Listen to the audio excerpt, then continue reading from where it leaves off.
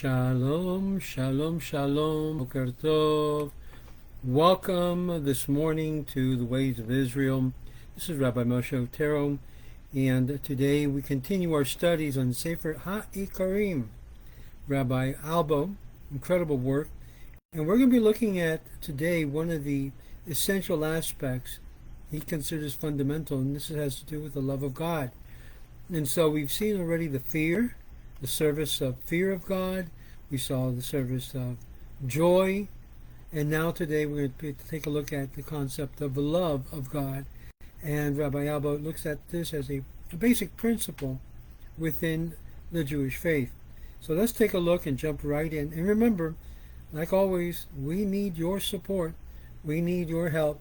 And financially, contributions are welcomed and it's tax deductible according to the tax code. So check with your accountant on that. But we are looking for sponsors for our different programs, the videos, and teachings. If you would like to be a sponsor, feel free to contact me at 786-306-8211, or you can also email me at rabbiotero@yahoo.com. That's rabbiotero@yahoo.com, and we're going to go right into today's lesson. The love of God, according to Rabbi Albo in chapter 35, is a degree then where there is none higher, and a person cannot attain it unless he has reached the highest degree of fear, as we have explained. And Abraham did not get this title, my friend, quote unquote, until the end of his life, and after the incident of Isaac's sacrifice, when he was told, "Now I know that thou art a God-fearing man." We must therefore explain the meaning of love and the various species thereof. Love is of three kinds, says Rabbi Albo: the love of good, the love of useful, and the love of the agreeable. To love good is to love a thing solely because it is good, without any elements of usefulness or pleasure or object entering into the feeling. To love the useful is to love a thing solely because of the utility one may derive from it. To love the agreeable is to love a thing because of a pleasure one derives from it.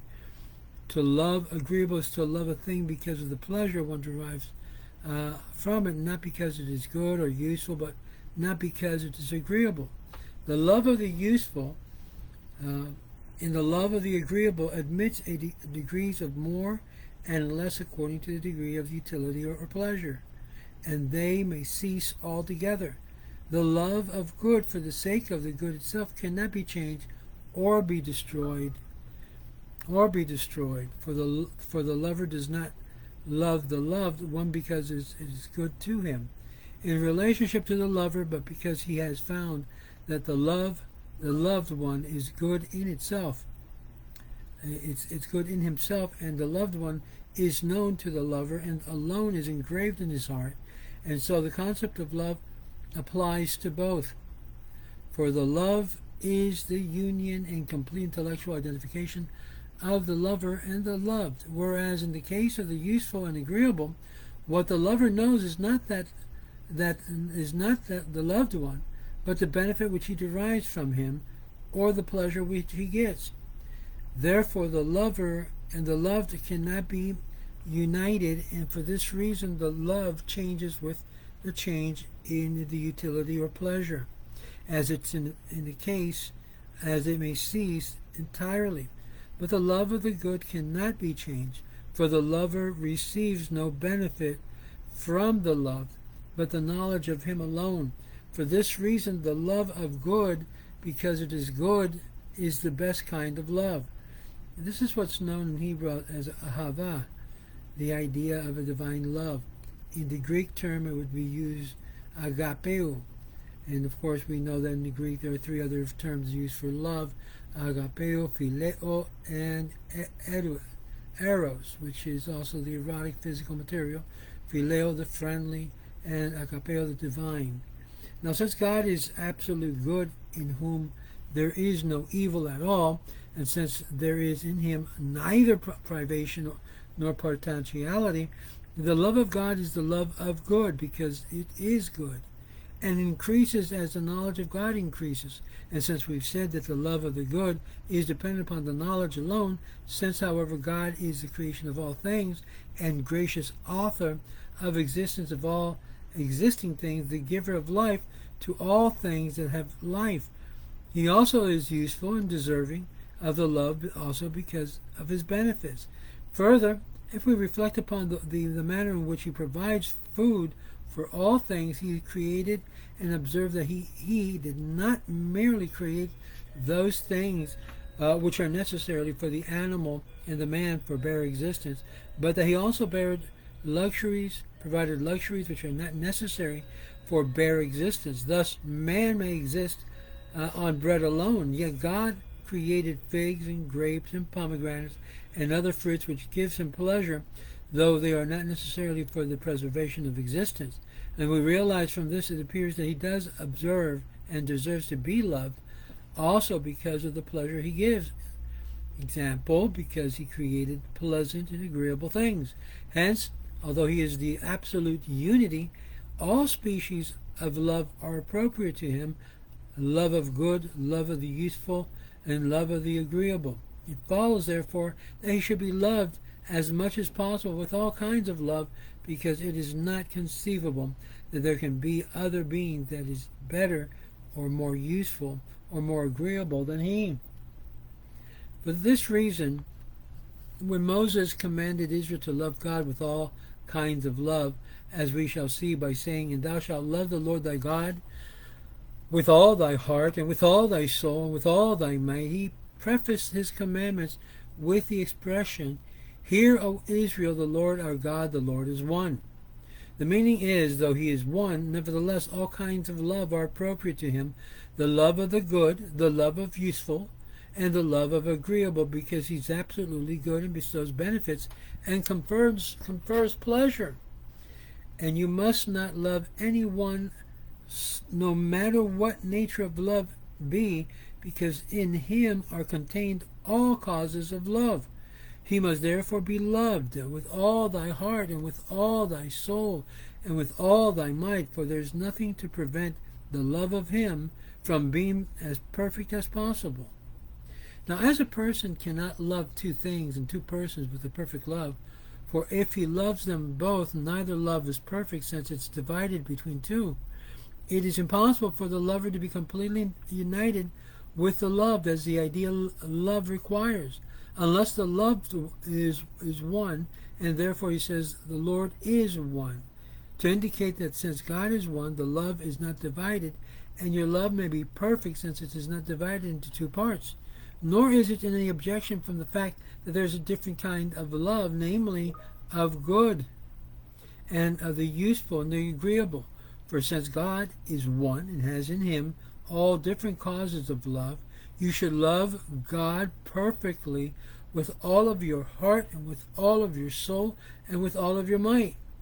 Nor does the change in a person's age cause a hindrance to his love. For we find that a man's life may be divided into three parts: the years of growth, the stationary years, and the years of decline. And the change in his love during these periods follows the three aspects of love: the love of the good, the useful, and the agreeable. In the years of growth, until the age of 30 or thereabouts, a person loves that agreeable and follows it. Such love is found in young men, young women, and those who are on the same plane as youth.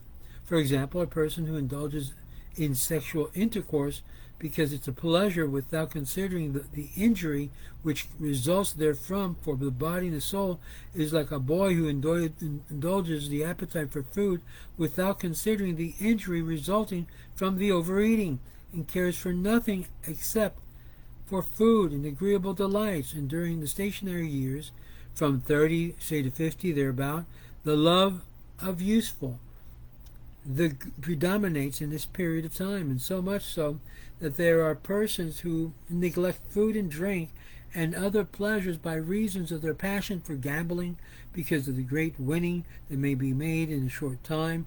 Others again risk their lives in ships and ocean with expectations of gain, caring for other pleasures, and during the years of decline, from 50 and on, a person cares no longer for the useful and pleasant, but only for the good as such. This is why we find that the old people are more diligent in serving God and abstains from more from the appetites than others. In addition, that as they decline, they feel more of their own mortality in approaching that portal of the world to come. When they see that the love of pleasant and useful are not permanent, they care only for the love of the good as such, which is the permanent and unchangeable. As soon as this love finds its object in God, as we explain, this love gives salvation to the soul. A young man, by reason of his heart, of his heat of his blood, and indulgence of his appetite, doesn't appreciate the soul's reward and salvation.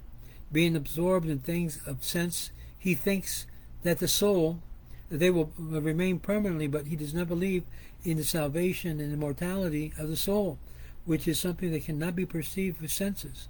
But this is why the Bible says, in reference to a person who trusts in God, through long life I will satisfy him and make him behold my salvation, meaning that through the length of days and through the reaching of old age, when the desire grows weak, he will be able to appreciate the salvation and immortality of the soul, will come to understand that these privileges are attained through the love of God, and hence he will have a tendency to serve God and to love him. And for his characteristics of the old people, that they are more addicted to the service of God than others. This is the general rule as applicable to the generalities of man. But they are old people who follow after the pleasures like young boys, and after their utility and the power like a man of 40. And on the other hand, there are young men who are in love with the good like old men. Persons differ also in respects to according to their temperament and habits, and according to the customs in which they have been brought up, until still in the general sense, the life of a person is divided into three kinds of love, as we have explained above. And it seems that the difference in character of love at these three different ages is due to the difference of influence exerted by the power of the soul upon the individual. During the time of youth, the years grow. It's a year of growth, influence, appetite, appetitive soul which predominates, and hence the person follows pleasure.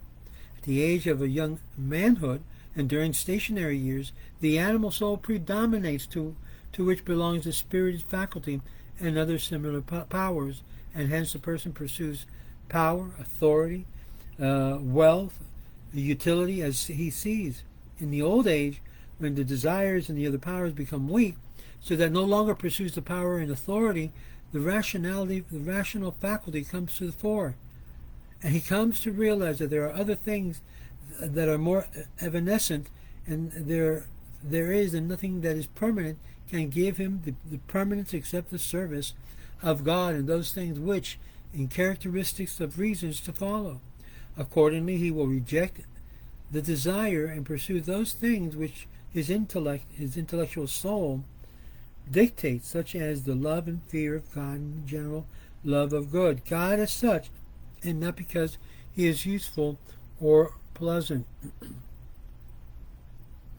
Now the rational power, it seems, is called, our language, levav, heart. The word lev is applied to the animal organ in which power of life resides, whereas the word levav applies only to the rational power. And thus we find that, but I have understanding, levav, as well as you. But an empty man will get understanding, yelavev. The word nefesh, or soul, is used in a general as well as in a special sense, and applied to the psyche powers collectively. This is the most frequent use. It is also applied specially to powers of the animal soul. And thus we read in Job, in whose hand and soul, nefesh, of every living thing, that breath, in the breath of all mankind. The words, the soul of every living thing, denotes the animal soul as a whole, while the expression in the breath of all mankind denotes the rational power in man. And since the appetitive soul is always eager to attain its desire and acquire money, the Bible calls it wealth, me'od.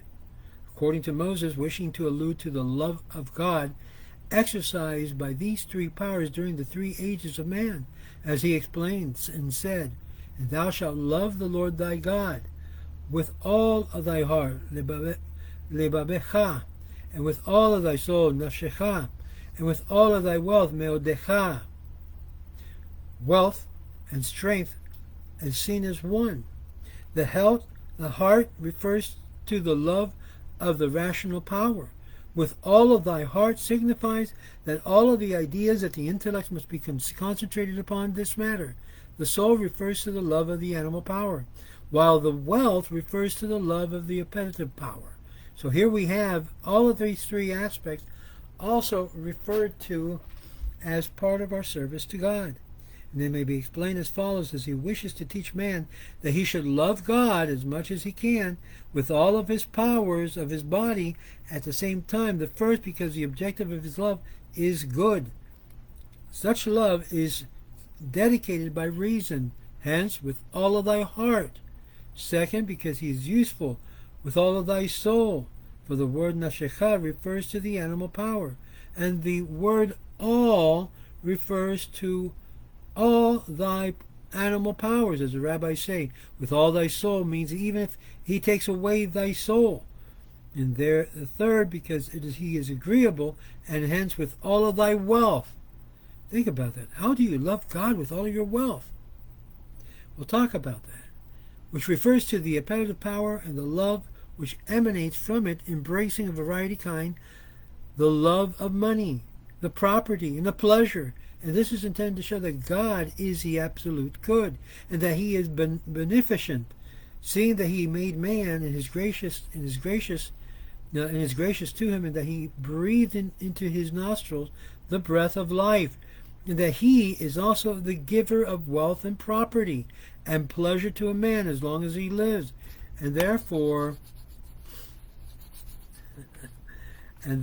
he is proper to love him with all kinds of love in all times, and as much as in the love of God must consist in serving him and observing his commandments as far as possible, and all times he thought in the word and deed he has, and these words which I command thee this day shall be upon thy lebabecha, thy heart, indicating thought, and thou shalt teach them diligently unto thy children, and shalt talk of them, referring to speech, and this must be all the time, reiterating once and always, constantly. When thou sittest in thy house, and when thou walkest by the way, and when thou liest down, and when thou risest up. But this service must also be performed in practice, and hence thou shalt bind them for a sign upon thy hands. Man's act, however, is of a double nature, and thus, as we continue, only as long as the individual is alive, and such as survives the individual.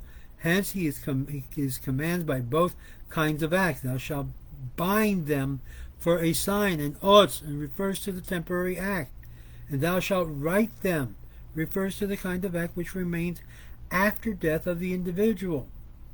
All of this is to indicate that God must be loved with all kinds of love, and with all powers of the person, that this love will result in doing God's service as far as possible, in thought, in speech, in action, all the time. And here ends Rabbi Albo his idea of love. Now, in the next chapter that we're going to look at, the next video, the love of God gives joy and delights to the soul. An ordinary love of a thing that cannot be obtained, or that is difficult to attainment, causes trouble and confusion to the soul, which casts about the means to obtain the object of its love. And so here we have now this other aspect, as Rabbi Alba will continue the idea of the aspects of love, how it involves in the idea of joy and delight and pleasure on different levels. And so stay tuned for chapter 36 in our next video of this series. Now we have only here 37 chapters, so we're just 2 chapters away before getting into book number 4. So stay tuned. This is exciting. You get some very deep, deep insight regarding what love of God is all about. You see, when you love God, you love Him in all different aspects, including with your wealth, your money. This is what we talked about, the idea of giving tzedakah, of giving charity. So when a person doesn't give charity, he's showing his stringent or indifference towards God. Because really, when you give, let's be honest, it's not going to God, but it's going to be employed to God's service, which is Torah teachings, Torah institutions, mitzvahs like helping the poor, helping the needy, helping the Torah institutions. All of that is encapsulated under the idea of demonstrating love to God, because God said so, and therefore we do so. This is Rabbi Moshe Otero. I want to wish you a Shabbat Shalom Mevorach to all of you. And remember to love God in all of your ways, with all of your strength, with all of your wealth, and love your neighbor as you love yourself. Shabbat Shalom. Have a wonderful day.